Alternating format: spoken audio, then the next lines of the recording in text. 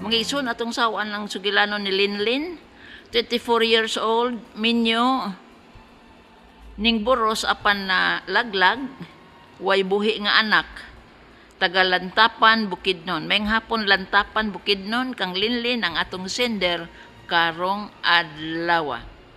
Ang St. Paul College Bulacau, St. Paul College Mandawi, St. Paul College Eframo, Cebu City, nagtanyag sa mga kursong nursing, practical nursing, midwifery, nursing aid, complete education courses, complete computer courses, complete high school, complete elementary, kindergarten ug nursery. Ang tuition affordable kaayo. St. Paul College dedicated to work-oriented education.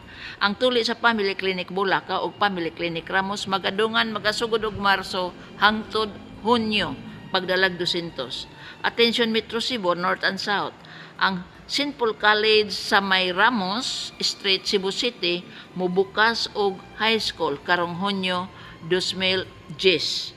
Ang entrance 500, ang binuwan nga tuition 600 pesos kada buwan. Tawag sa dugang kasayuran. Ug karon Linlin, paglabay sa 5 ka buwan, isip boyfriend si Dodong mihangyo kanimo nga magminyo na kamo. Namalay si Dodong sa imong ginikanan. Gitakda ang pizza sa kasal. Samtang nagpaabot kamo sa pizza sa kasal, nagsugod na kamo og live-in. Paglabay sa pipila ka buwan, miburos si Ikawlin. Sa nag-edad og usa ka buwan ang imong tiyan, nagsugod na og spotting, apan on and off. Wala lang kato ninyo tagda kay kaingon ikaw og dina sa pagburos. Apan pag-abot sa 2 ka buwan sa imong tiyan, dili lang kay spotting. Kusog na ang dugo nga miaga sa imong puwerta.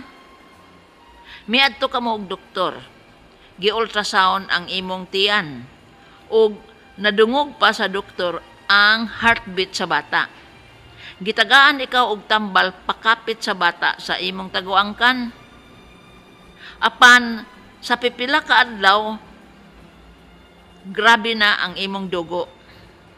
Ug usa ka gabi ni ana tungang gabi ra bagyod, grabe na ang pagdugo sa imong taguangkan. Ug tungod kay way masakyan nga sakyanan parong sa ospital, mipundo ka na lang yun sa inyong balay magpaabot pagkahayag. Imong namatikdan nga dunay murag unod migawa sa imong puwerto. O nagpadayon gayod paggawas ang unod. Tibugol nga unod.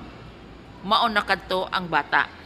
Pagkatiod-tiod misunod ang kining inunlan. Kaingon ka kon wa nay problema kay nakagawas na ang fetus, nakagawas sab ang inunlan. Apan sa ngadto-ngadto imong mamatikdan nga murag dunay unod nga nag-ung-ong sa imong puwerta. Nagpakita ka mo og doktor. Og gihabwa ang unod nga nag-ung-ong sa imong puwerto sa doktor. Og matod niya mga fragments, mga ki sa placenta ang iyang nahubot. Ang doktor may tambag nga raspahan kagayod kay doon na pa'y ginagmay nga blood clot ug mga ki sa inunlan nga nahibilin sud sa imong mattress ug dili na niya kini makuskos. Tungod kay kuwang sa panudlanan, wala ikaw karaspahe hangtod ni ining tungura. Kini ang sugilano ni Linlin kay ang nagpahipi nga kahadlok sa iyang utok nga kadtong iyang pagka-aborsyon ug ang bata nagaedad lamang 2 ka buwan ug dunay nahabilin nga blood clot sa iyang tiyan ug mga ki sa inunlan, dili ba kadto makabaog. Mao gid ni nagpahipi nga suliran sa iyang utok. Ang iyang pangutana, ang unang pangutana, doktora, aduna ako'y sakit sa rinyon.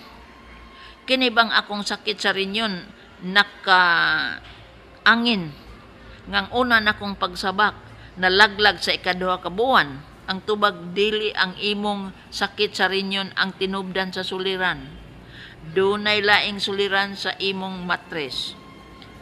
Kung ang imong matres wa sa pwesto, malaglagayod ang giburos. Kung ang bata nga gitisok sa imong taguangkan, dili maayong pagkatisok, malaglag sab ang bata nga dili maayong pagkatisok sa taguangkan. O kaha, kinaiya sa babae nga ang iyang matres inigabot sa duha ka buwan sa pitos iluwa.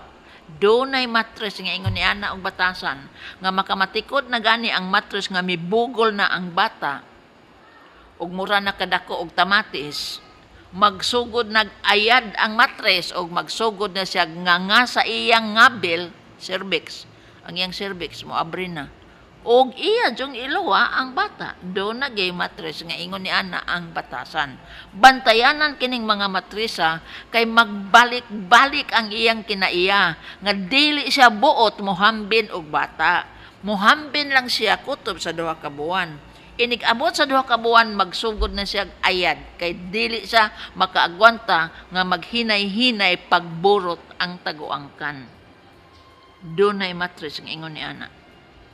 Ikaduhang pangutana, doktora, ang akong panit ba maglagom-lagom sukad ko nakuhaan? Ngano man kaha kini? Subayon gyud ang imong puwang nga dugo, insakto pa ba sa gidaghanon? Ang normal nga gidaghanon sa puwang nga dugo, 5 million kana. Ug atong iphon ang iyang kolor, gitawag natong hemoglobin, kolor sa puwang nga dugo, 14 miligramos porsyento kana. Ang bugtong paagi aron dili nato kapasumanginlan nga ang puwang nga dugo mo'y naghatag og hasol sa panit kay mulagom kana tungod kay minus na ang supply sa puwang nga dugo sa lawas sa tao. Inigmino sa supply sa dugo sa lawas sa tao, naa siya tendency nga manglagom ang iyang panit. Entonces, importante kaayo ang gitawag natong CBC, complete blood count. Aron ato matumbok, ngano kining imong panit nga magpunay man og lagom. Nasa ubang panit magpunay og lagom kung magkuwang sa vitamina C. Inaghuman og CBC, complete blood count. Insakto ang gidaghanon sa puwang nga dugo nga 5 milyones. Insakto ang kolor sa dugo nga 14 miligramos porsyento. Ang kuwang ana vitamina C. Tagaan siya og ascorbic acid ug tambagan siya nga magpunay kaon og kining mga prutas nga buongon, limonsito ug uban pa nga citrus fruits aron mahulipan ang iyang sirkulasyon og vitamin C ug mahunong kanang paglagom sa iyang panit. Bantayanan baya kanang manglagom sa panit kay dunay laing sakit nga ngilad nga atong bantayanan. Kanang gitawag nila leukemia. Cancer sa puti nga dugo. WBC. Ang WBC maldito sab na sila. Kay sa panahon nga mulipang mulambo silang puti unya ang puwa mapiog pagkunhod. Oy, leukemia baya ang mauna siya resulta. Bantayan kanang maglagom-lagom, ato din ang uting kayon. Kuwang ba sa puwang nga dugo? Kuwang ba sa hemoglobin? Kuwang ba sa vitamina C? O kaha na ay problema sa mga puti nga dugo, WBC. Kay kun ang puti nga dugo mo patuyang pagtaka og ang iyang pagbati, siya na lang gyud ang mabuhi sud sa sirkulasyon sa tao, leukemia kana. So, dili maayo nga tilimadon ang paglagom-lagom sa panit sa tao. Ikatulong pangutana. Pagburos nako sa unang higayon doktora, pag-abot sa duha ka buwan, grabe nang akong dugo. Migawas na ang pitos ug migawas ang placenta. Lamang ang doktora nga naghiling nako, nagsatamba gayod nga raspahan. Unsa man di ay proteksyon sa raspa, doktora? Unsa man ka mahinungdanon sa babae ang raspa kung ang maong babae nakuhaan? Ang tubag, ang pagraspa kuy-kuyon man to, silhigan man ang matres, doon na may instrumento nga mura siya kutsara. Isubay to siya sa matres, tuyok-tuyok, tuyok-tuyok ang kutsara, hangtod mahurot gayog habwa ang mga ki sa inunlan ug ang mga tibugol nga dugo nga nabilin dito. Inikahinlo na sa matres, ilhan nimo kay mo kupos man ang matres og imong mahinul gyud nga inikupos sa matres. Ang meaning ana, wala nay mga blood clot na himilin ug wala nay ki sa inunlan na hibilin sa ato pa total cleaning sa matres. Kana ang katuyuan sa raspa. Apasumpay pangutana ngano man dai doktora kun dili maraspahan ang tubag, magpabilin katong mga blood clot og ki sa bongbong sa matres. Karon og unya mukuyog ra to siya sa binuan nga regla sa babae. Apan dunay mga blood clot og ki sa inunlan nga magpabiling mutabikong sa bongbong sa matres. Og kini ang tinubdan unya sa mga bugon sa matres, pananglit mayuma. O kaha madugta ang ki sa placenta nga mipilit sa bongbong sa matres, magsugod siya og kadugta. Primero mura ra na siya og nuka. Unya ini kadako na sa nuka kay mukabahong naman. Imagine ako no ang kabahong nga suod sa taguangkan. Dakong problema. Kay ang babae maghilanat, ang babae mutakig, ug ang babae doon nagibation nga sakit ang puson. Labi pa kung siya riglahon o kung siya kahion. Kanang matrisa kinahanglan o tingkayon og limpyuhan pagbalik aron mahabwa kadtong mga ki sa inunlan nga mipatuyang gayud pagpilit sa bongbong sa matres. Katapusang pangutana, doktora, kung di gid maraspahan ang babae, mahilis ba ang mga blood clot o mga ki sa placenta nga nahibilin sa taguangkan sa babae? Ang tubag, dunay mga babae nga anindot ang sirkulasyon. Inigrigla niya anang buwana, mahinay-hinay og hakot ang mga ki sa placenta o mga blood clot nga nahabilin dito sa taguangkan. So kada buwan habwa sa mga ki, kada buwan habwa sa mga ki, hangtod mahinlo og masinaw pagbalik ang mga bongbong sa matres. Apan dunay placental fragments, ki sa placenta og mga blood clot nga sulagma gyud nga mopilit sa bongbong sa matres, murag mga tike nga nakatabikong sa kisami. Og maundan na kadtong mga ki sa placenta og blood clot na atay problema. Kay mubugon man to siya. Kana ang bantayanan ug kana ang importante ngano nga human sa abortion ang babae labing maayo ug labing luwas kun kini raspahan. Kana ang katuyuan sa raspa. Apasumpay pangutana, wa man jud ko para sa doktora tungod sa kakuangon sa budget, unsa man kay akong mapaabot. Muburos pa ka ako pag-otro? Ang tubag depende ka na.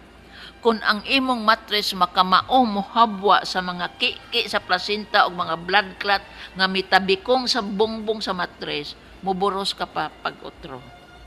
Apan kung kining mga ki sa placenta o blood clot magpatuyang gayud og pilit dito sa imong taguangkan, kini ang tinubdan sa pagkabaog sa babae.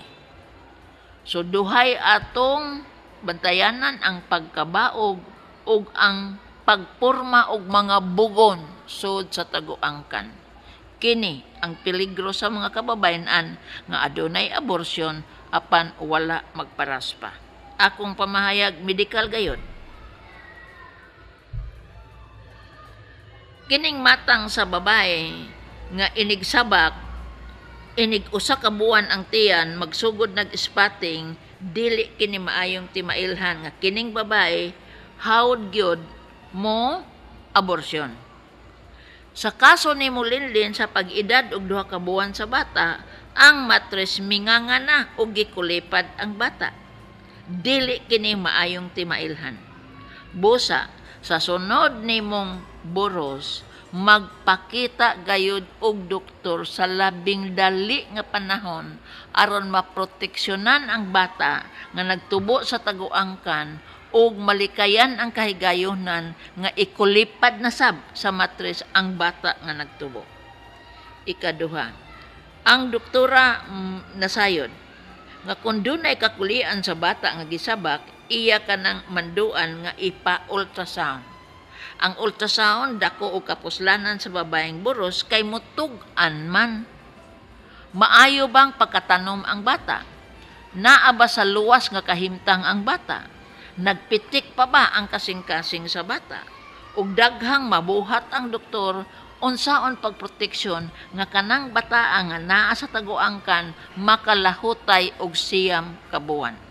Kay inig-abot sa siyam ka buwan, wala na may peligro kay ihimugso naman ang bata.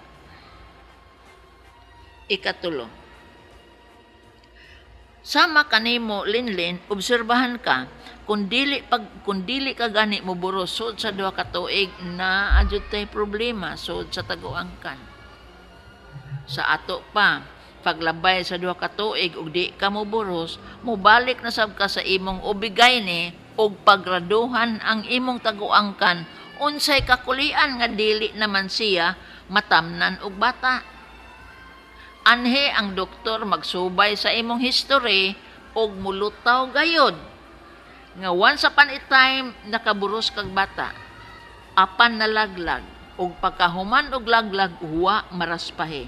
Dinhi mohayag dayon ang panumduman sa doktora ug iya kang tagaag mga tambal pagpatambok pagbalik sa matres ug ayudahan og mga hormon nga mag-awhag sa itlogan nga mangitlog og himsog nga itlog aron matisok didto sa himsog nga taguangkan. Katapusan, sa imong kahimtang tungod-an ng imong paglagom-lagom sa imong panit, estudyuhan karon ang imong blood circulation. Unahon pagbuhat ang CBC, complete blood count. Kung moos-os ang puwa nga dugo, ang doktora mo resita kanimog mga iron aron mo balik pagdagsang ang puwa nga dugo nga mobalik og 5 milyones kabuok. Pagkahuman ni ana, dasunan pagyud ikaw mga bitamina nga mopahimsog sa imong kaunuran, labi pa ang unod sa taguangkan. Pagkahuman ni ana, iya nakanggalmon aron sa hingpit makaburos ka pag-usab sa luwas nga pagburos ug sa luwas nga pagpanganak. Ingon ni ana linlin ang sistema kay kun kumpiyansa ra ka kaayo, maigo unya kas mga survey nga mabaog ang imong taguangkan ug dili ikaw makaanak sa tibuok nimong kinabuhi. Salamat sa imong suatampo mga igsoon, salamat sa pagtubay sa tulumanon hangtod sa sunod sugilanon dinhi gyapon sa kining akong suliran gikan sa RMN Cebu Stasyon DYHP Tatak RMN. Daghang salamat.